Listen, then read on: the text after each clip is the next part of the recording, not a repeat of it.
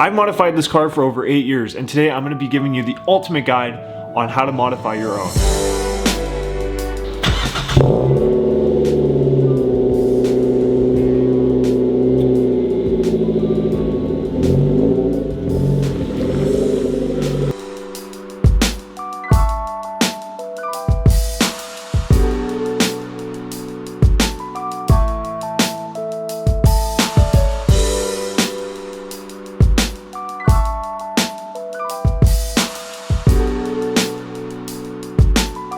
Good morning and welcome to a brand new video. Today I am going to be running you through the ultimate guide of how to mod your Mazda 3. For those who know, you know I've had this thing for a very long time. And we've done almost everything to it, touched almost everything except the motor, but cosmetically and outside and inside we've pretty much done it or dealt with it. I learned everything on this car. I pulled the transmission on this car. I've done coilovers on this car many times that you will probably want to do to one of your cars sooner or later. And that's how this channel originated, was to teach you guys how to do this stuff very easy. So today, if you're looking to modify your first or second gen, or even your third or fourth gen, this is my guide from me to you on how to modify your Mazda 3 the best way possible. I'm finally launching my own brand. If you guys want to check it out, I'll leave it up in the top right for you guys. If you sign up, you will get a discount code when we launch. I finally submitted my artwork for printing, which means the merchandise will be here so soon. We're getting so close to this. So if you guys want to support that, again, I'll leave it up in the top right for you. So out of the time that I've spent with my Mazda 3, one of the biggest things that I've learned about this car is it's not a power car. These cars do not give out a lot of power, and even if they do, you will spend so much more money than it's worth just to get the smallest margins of power out of it. Unfortunately, it's just one of those things. It's an economy car, but one of the cool things about it is that it handles excellent. It looks good if you do it right, and you can get killer fuel economy, which makes this a banging first car. Kind of like a situation that I'm in. I did get great gas mileage. It was my first car and I still have it 8 years later. I don't think I've regretted it at all. I want to say this Mazda 3 has been through every kind of build you can do with it except full-on race car. Our first build that we did with it when I was very young was a budget build. And we went on, did the big wheels, the wide wheels, and made it a bit more fun with a couple upgrades like the Mazda Speed 3 seats, rear sway bar, made it handle super good. Throughout the last couple years, it's been a perfect daily build, a little bit of some OEM plus accessories. And over the last 2 years, we basically made it a show car. That means pretty much getting low, putting some, nice wheels on it, and just cleaning up those finishing touches like the front lip, the open mouth grille, some custom headlights, and making this something very pretty to look at. And with that being said, I think one of the first things that you're gonna wanna do to your Mazda 3 is your suspension. There's lots of little goodies and accessories that you can do to your Mazda 3, and I understand it's really hard to keep away from those. Trust me, I started there.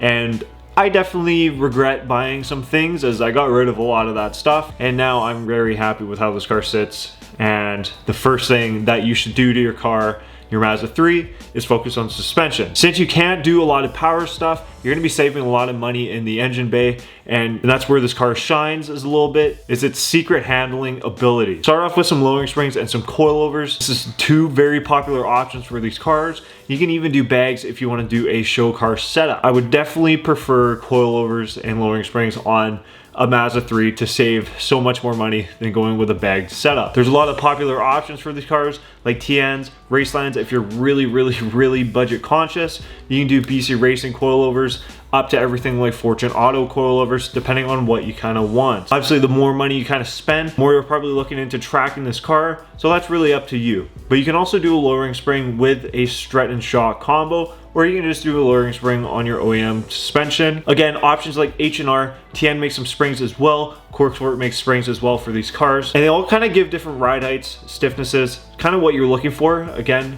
research into those and see what you want. Now, if you can't afford something like that, You can start with the rear sway bar. This is probably one of my favorite mods on this car, is getting one of the bigger rear sway bars. This makes it handle so good, like it's on train rails. So don't be afraid to do something like that before coilovers. You'll feel it either way, even if you're lowered or not lowered. It's definitely one of those things that stands out. Now, if you're looking at the back of the car to get a little bit of tilt, you're gonna need some rear camber arms, especially if you're sitting low and going with a big wheel. You wanna get inside the fender.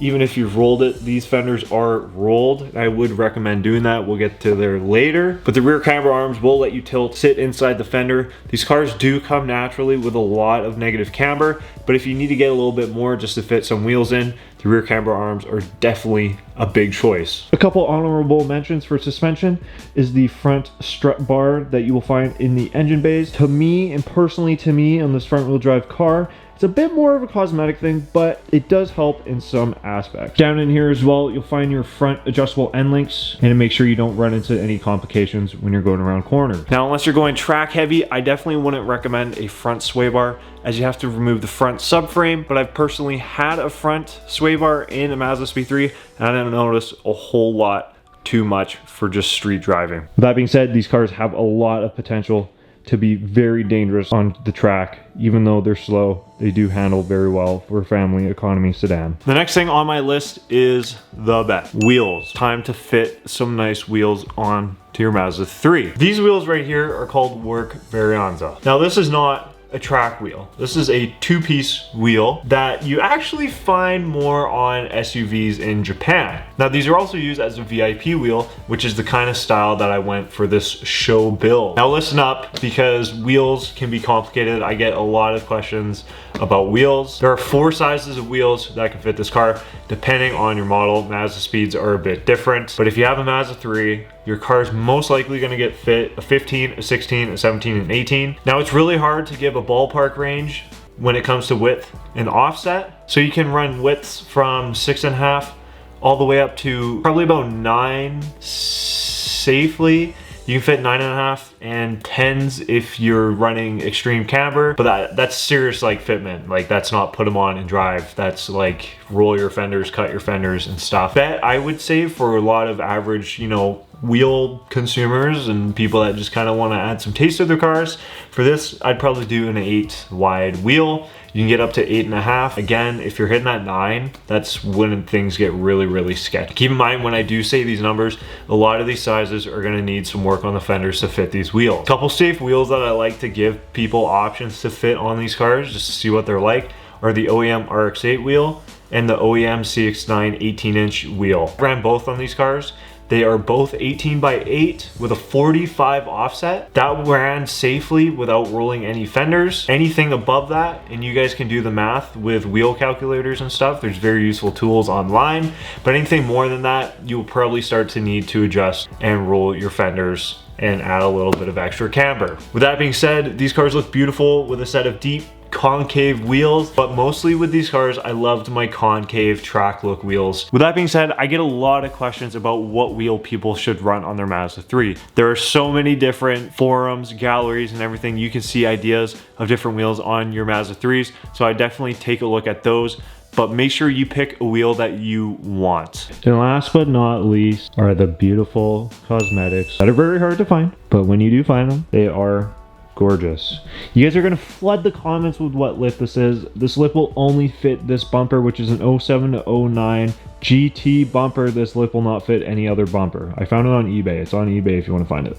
This grille is a Duraflex open mouth grille. These are made for like almost every other bumper. Do a little bit of Google research, you'll find those. Same with these headlights, but if you want to see where to get these headlights, I'll leave the link up in the top right. These are custom built BMW Halo headlights with a sequential turn signal. I actually just uploaded a video where I talked about the rarity of some parts and, you know, manufacturers not making parts for these cars anymore. And yes, things are getting rare for these cars. It's very hard to find stuff. And I mean, to even begin with, these cars were never big, so a lot of people didn't make parts for them. With that being said, you can get creative, make custom front splitters. You got the OEM open mouth grille, custom headlights, make the front end of these cars look beautiful. You can obviously get universal flares if that's up to you know, that's your sort of thing. Carbon fiber hoods still exist in the wilderness. You just got to look hard for those. LED sequential turn signals. These will never run out. Some couple you know, spoilers, universal spoilers. Aftermarket taillights, very rare, hard to find. Things like these LED turn signals, easy to find. Same with the ones back here. Body kits don't exist. I mean, they do, but they're hard to find, and they're not the prettiest thing.